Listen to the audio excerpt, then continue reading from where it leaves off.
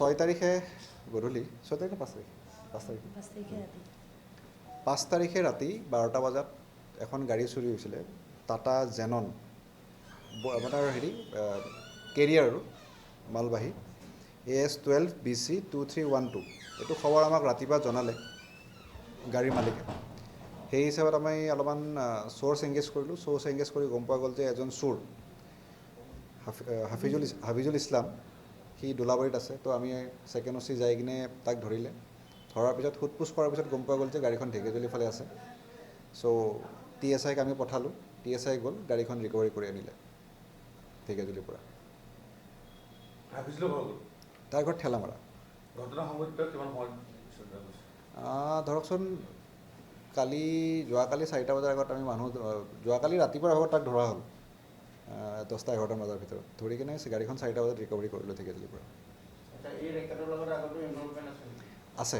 ইয়াৰ already এনেকুৱা 3টা cash আছে আগৰ আৰু ৰিচেণ্টলি বিশ্বনাথ চাৰিআলিতো কেইখনমান গাড়ী চুৰ হৈছে তাতো ইয়াৰ ইনভলভমেণ্ট আছে আৰু আপোনাৰ দকমকৰ পৰা গাড়ী এখন চুৰ হৈছে তাতো ইয়াৰ ইনভলভমেণ্ট আছে ইয়াৰ লগত আৰু 3জন মানুহ আমি নাম পাইছোঁ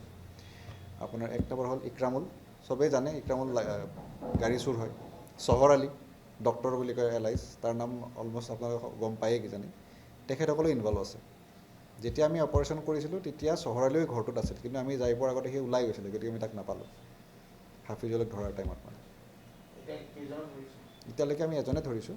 বাকী ইনভেষ্টিগেশ্যন চলি আছে ঢেকীয়াজুলিতো এজন মানুহৰ লিংক পোৱা গৈছে কিন্তু আমি কনফাৰ্ম নহয় কাৰণে নামটো মই পোৱা নাই এতিয়ালৈকে কনফাৰ্ম হ'লে পিছলৈকে আপোনালোকে গম পাব হাফিজুল ইছলাম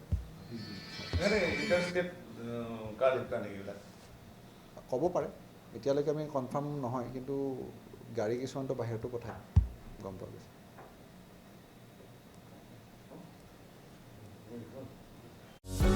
যিকোনো খবৰৰ বাবে যোগাযোগ কৰক